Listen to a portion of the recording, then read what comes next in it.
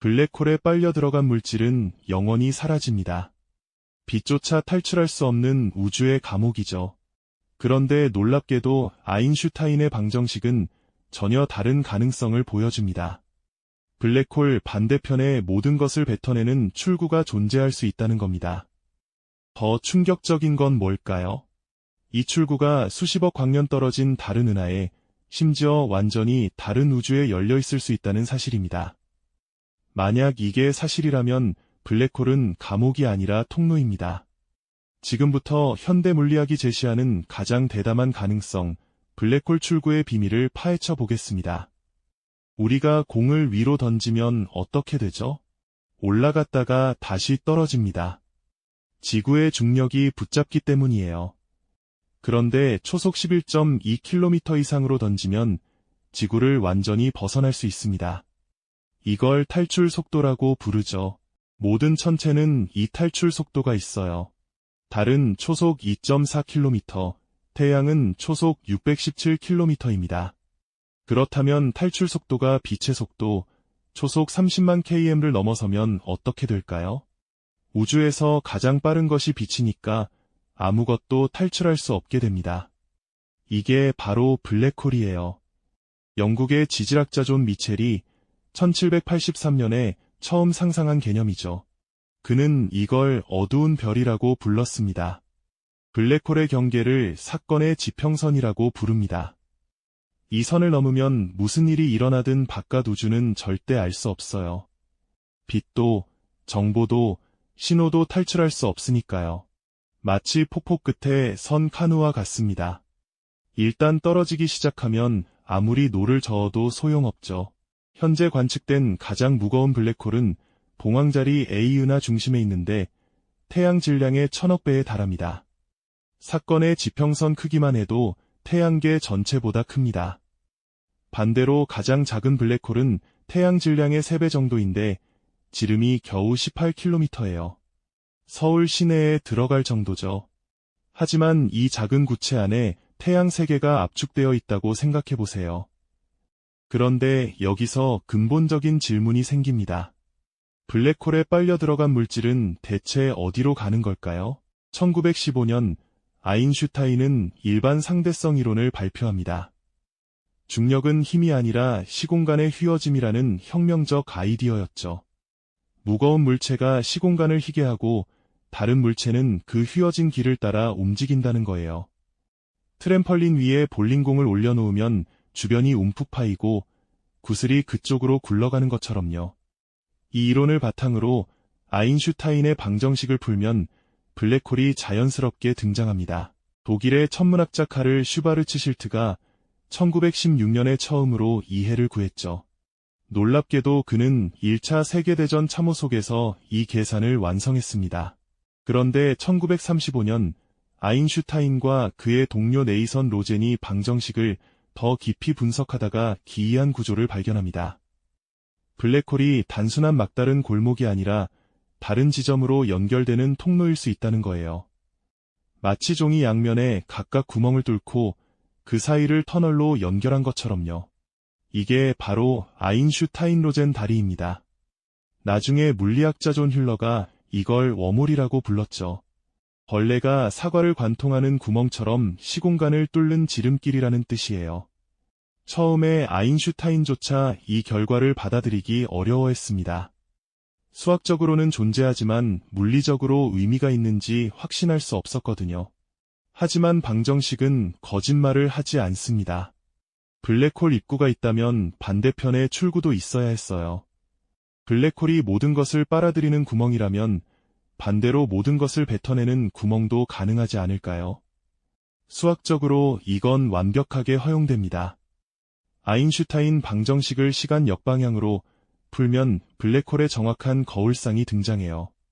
과학자들은 이걸 화이트홀이라고 부릅니다. 화이트홀은 블랙홀의 모든 특성을 뒤집어 놓은 천체입니다. 블랙홀의 사건의 지평선은 들어갈 수만 있고 나올 수 없는 일방통행 경계죠. 화이트홀은 정반대예요. 나올 수만 있고 절대 들어갈 수 없습니다.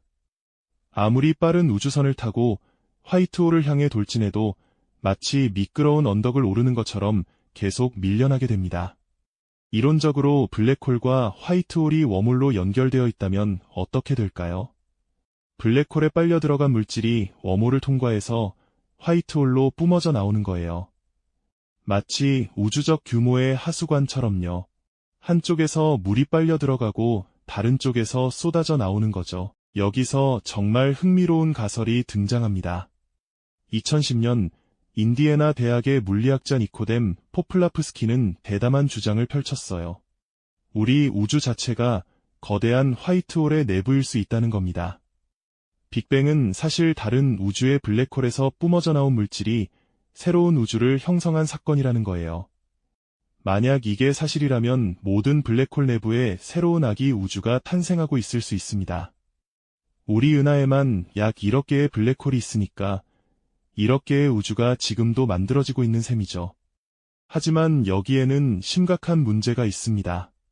화이트홀은 지금까지 단 한 번도 관측된 적이 없어요. 왜일까요? 이스라엘의 물리학자 에이브러햄 할프리는 화이트홀이 극도로 불안정하다고 주장합니다. 화이트홀 주변에 물질이 쌓이면 순식간에 붕괴해서 블랙홀로 변해버린다는 거예요. 화이트홀의 수명이 찰나에 불과할 수 있다는 뜻이죠. 또 다른 가능성도 있습니다. 화이트홀이 우리 우주가 아닌 완전히 다른 우주에 존재할 수 있다는 거예요. 블랙홀에 들어간 물질이 우리가 절대 접근할 수 없는 평행 우주로 배출된다면 당연히 관측할 방법이 없겠죠. 그렇다면 웜홀을 통해 실제로 여행할 수 있을까요? 1988년 칼텍의 물리학자 킵소는 친구인 칼 세이건이 요청으로 이 문제를 진지하게 연구합니다. 세이건이 소설 콘택트를 쓰면서 과학적으로 타당한 성간 여행 방법이 필요했거든요. 킵손의 연구 결과는 놀라웠습니다. 이론적으로 통과 가능한 웜홀이 존재할 수 있다는 거예요. 하지만 조건이 있었습니다. 웜홀이 열린 상태를 유지하려면 음의 에너지를 가진 이상한 물질이 필요했어요. 보통 물질은 중력으로 서로 잡아당기지만 이상한 물질은 반대로 밀어내는 거죠. 마치 중력을 거꾸로 작동시키는 것처럼요. 터무니없는 소리 같지만 양자역학은 이런 음의 에너지가 실제로 존재함을 보여줍니다.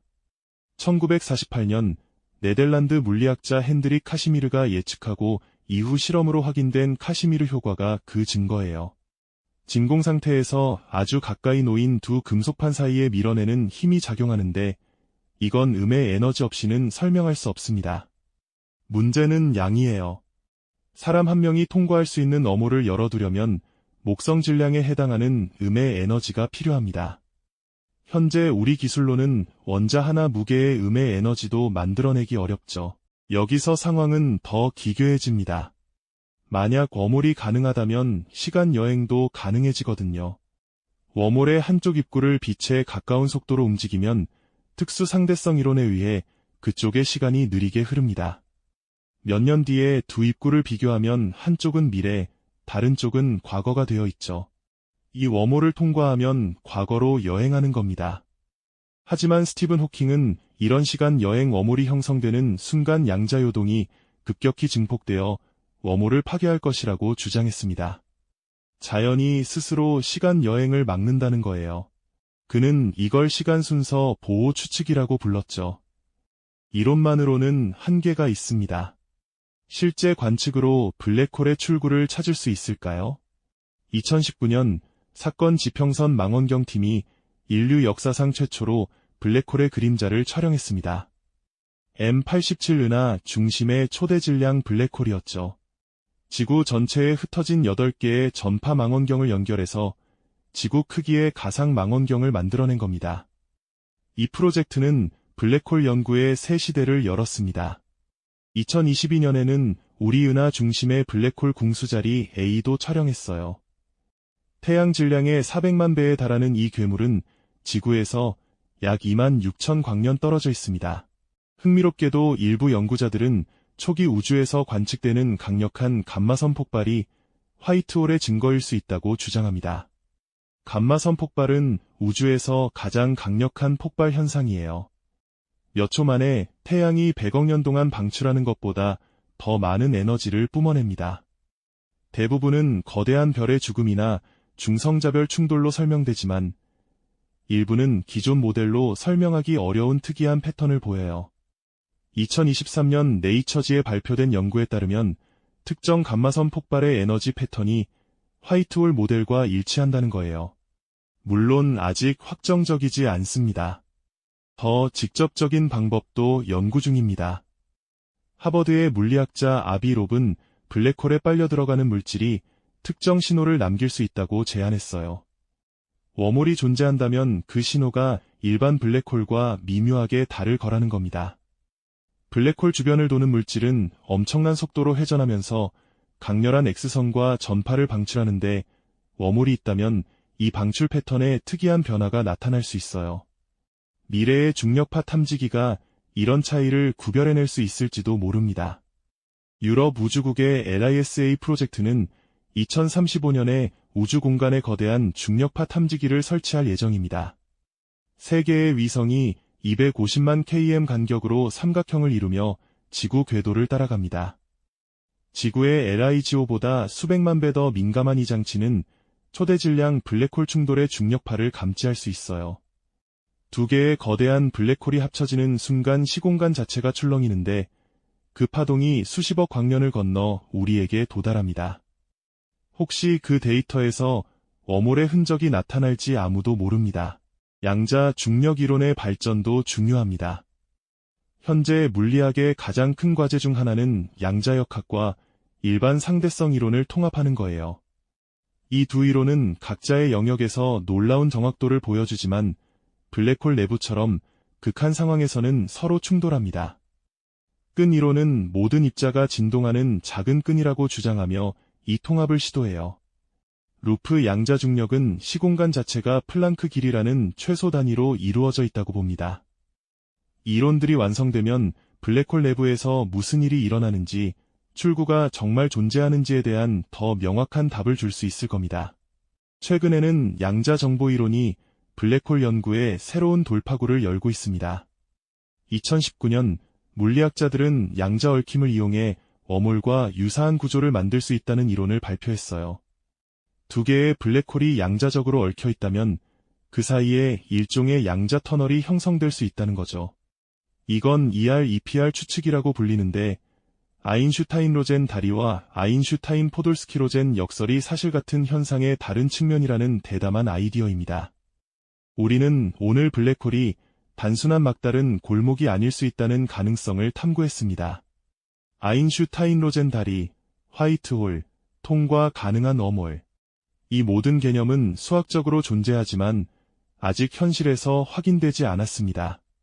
어쩌면 블랙홀은 우주가 숨겨둔 뒷문일지도 모릅니다. 그 문을 열면 수십억 광년 떨어진 곳으로, 아득한 과거나 먼 미래로, 심지어 완전히 다른 우주로 연결될 수 있어요. 아니면 그 문은 영원히 닫혀 있고 들어간 모든 것은 그저 사라지는 것일 수도 있죠. 하지만 확실한 건 하나 있습니다. 100년 전에는 블랙홀 자체가 순수한 상상이었어요. 아인슈타인조차 블랙홀이 실제로 존재한다고 믿지 않았죠. 그는 자신의 방정식이 보여주는 이 기괴한 해가 자연에서는 나타나지 않을 거라고 생각했습니다. 하지만 지금 우리는 블랙홀 사진을 찍고 블랙홀 충돌의 중력파를 듣습니다. 불가능해 보이던 것들이 현실이 되었죠. 블랙홀 반대편의 출구. 그것이 존재하는지 아닌지는 아직 모릅니다. 하지만 질문을 멈추지 않는 한 언젠가 우리는 답을 찾을 겁니다. 그리고 그 답이 무엇이든 우주는 우리가 상상하는 것보다 훨씬 더 기이하고 아름다운 고딤이 드러나겠죠. 어쩌면 지금 이 순간에도 어딘가의 블랙홀에서 물질이 빨려 들어가고 우주 반대편 화이트홀에서 새로운 별의 재료가 쏟아져 나오고 있을지 모릅니다. 우리가 밤하늘에서 보는 저 별빛 중 일부가 다른 우주에서 건너온 것일 수도 있어요. 우주의 비밀은 아직 대부분 베일에 쌓여 있습니다. 그리고 그게 바로 과학이 계속되는 이유입니다. 오늘도 시청해주셔서 감사합니다.